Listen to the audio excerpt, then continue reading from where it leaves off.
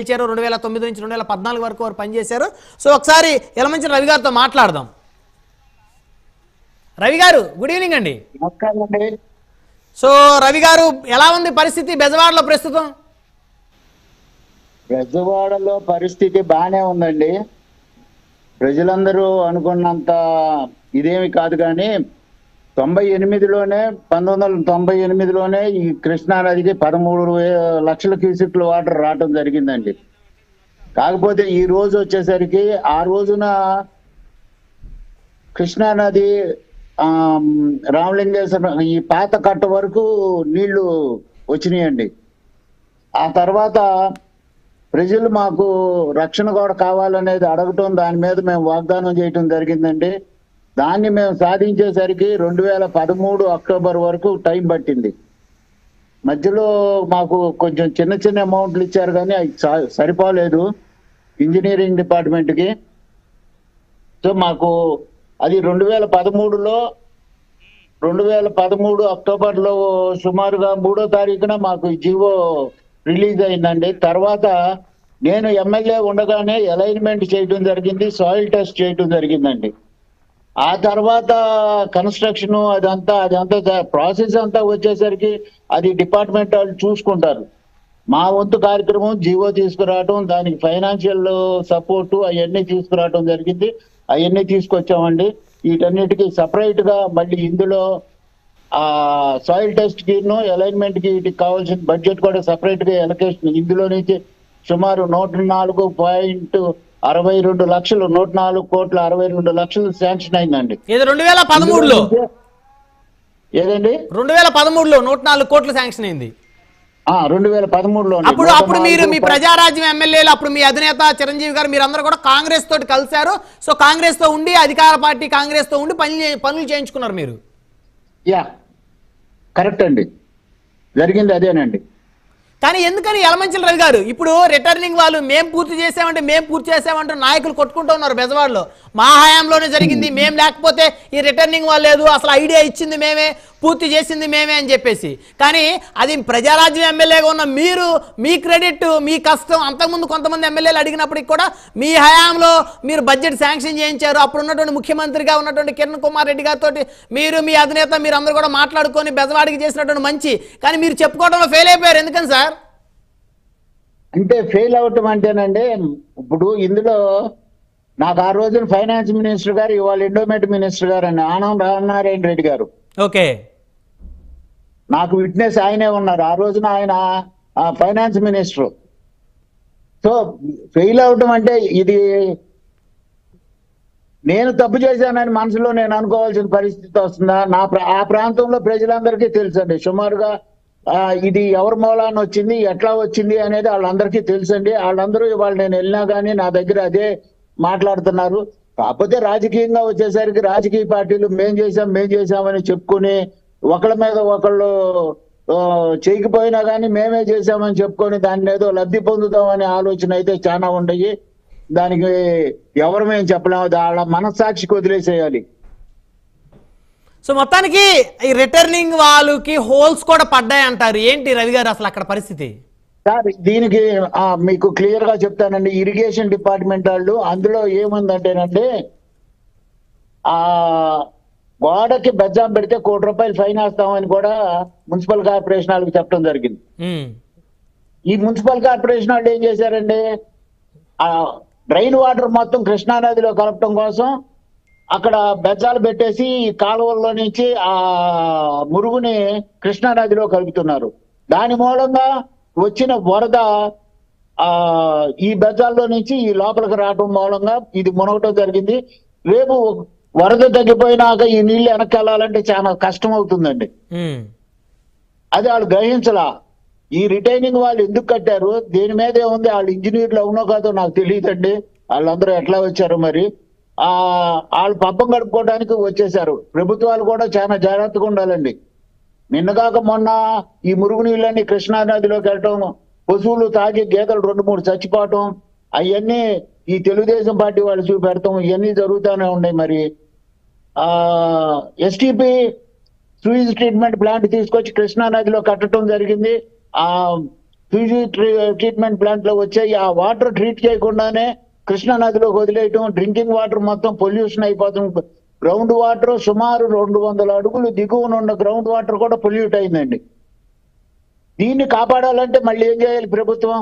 దీని మీద ఏ ప్రభుత్వాలు దృష్టి పెడతలా? ఇవాళ ఉన్న ఎమ్మెల్యేలు ఎవరు దాని మీద దృష్టి పెడతలా? మరి దాదాపు 3వ సారి ఎన్నికైన ఆయన కూడా మరి దాని మీద దృష్టి పెట్టి ప్రజల ఆరోగ్యం, పిల్లలు రాబోయే జనరేషన్ వాళ్ళు ఎట్లా ఉంటారనేది ఆలోచన ఉండాలి కదండి. అవును, దాని మీద ఎవరికి దృష్టి లేదు.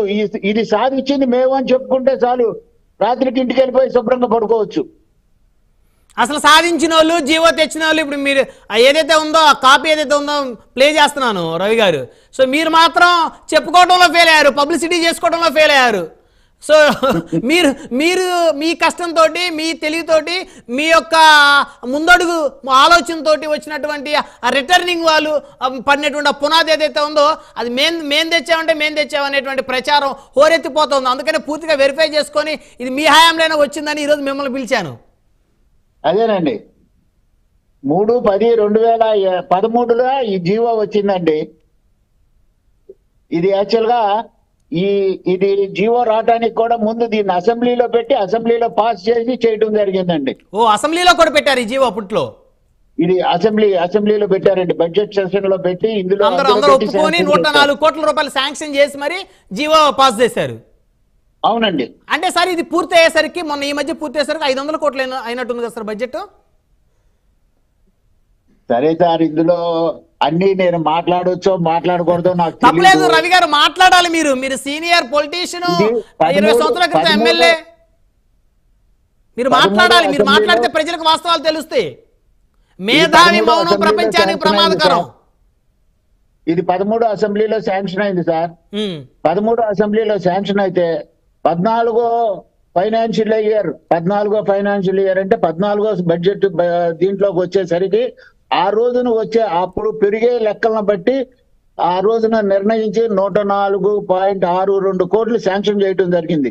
ఇందులో సుమారుగా 8 కోట్లు ఎంతో సాయిల్ టెస్టులకి, 6 కోట్లు నాకు సరిగ్గా గుర్తులేదు, అది సాయిల్ టెస్టుల కోసం సపరేట్ చేయడం జరిగిందండి. ఇది కూడా బడ్జెట్ ఇది జరగటం 92 కోట్లు 94 కోట్లకో టెండర్ వేయటం కూడా జరిగింది సుమారుగా. ఓకే, అంత క్లియర్ గా నాకు గుర్తులేదు. టెండర్ కూడా జరిగిందండి. తర్వాత దీన్ని మళ్ళీ 35 కోట్లు పెంచడం జరిగింది. అది అసాధ్యం, అసలు పెంచాల్సిన అవసరం లేదండి. పెంచుకుంటూ పోయారు బడ్జెట్. ఇది యాక్చువల్ గా 2.7 కిలోమీటర్స్ వరకే శాంక్షనింగ్ అండి. ఎన్ని అడుగులు ఉంటుంది సార్? హైట్ ఎన్ని అడుగులు ఉంటుంది? వెడల్పేమో 2.5 కిలోమీటర్ అన్నారు. హైట్ భూమిలోకి సుమారు 15 మీటర్లు ఎంతో భూమిలోకి వెళ్తుందండి, 13 మీటర్లు ఎంతో పైకి వస్తుందండి. ఓకే, పూర్తిగా వరద ఉధృతిని తట్టుకొని ఆ కృష్ణలంక లాంటి ప్రాంతాల మీద పడకుండా ఆపుతుంది ఈ రిటర్నింగ్ వాల్ థిక్నెస్ సుమారుగా 1 మీటర్ ఎంతో ఉంటుంది. ఆ డిజైన్ నేను ఎత్తుకోలేదు, ఉంది నా దగ్గర. వాల్ థిక్నెస్ కూడా సుమారుగా 1 మీటర్ ఉంటుందండి. రైట్ మొత్తానికి దీంట్లో మాకు ఇప్పుడు ఇందులో నేను మీ నుంచి ఇప్పుడు మీ ముందు నుంచి ఇంకొక విషయం కూడా తెలియపరచాలండి. ప్లీజ్ చెప్పండి. మా ప్రాంతం అంతా మంచినీరు మొత్తం కలుషితం అయిపోయిందండి. గ్రౌండ్ లో ఉన్న 200 అడుగులు దిగువ వరకు కలుషితం అయిపోయింది. ఈ మురుగునీళ్లు మున్సిపాలిటీ నుంచి తీసుకెళ్లి కృష్ణా నదిలో కలపటం, బందర్ కాలువలో కలపటం, రవీస్ కాలువలో వరుసపెట్టి విజయవాడలో ఉన్న అన్ని కాలువల్లోనూ మురుగునీళ్లతో నింపేసిందండి కార్పొరేషన్. అది ప్రభుత్వ అంటే ఈ రోజున వచ్చేసరికి మా ప్రభుత్వాన్ని కార్పొరేషన్ కూడా ఎటువంటి ఇది లేదు. కృష్ణా నది కూడా కింద దిగువ వారధికి తూర్పు పక్క, కనకదుర్గమ్మ వారధికి తూర్పు పక్క కృష్ణా నది కూడా పూడిగా పడిపోయిందండి సుమారు 20 అడుగులు. ఈ రోజున ముంపు రావడానికి కారణం కూడా అది.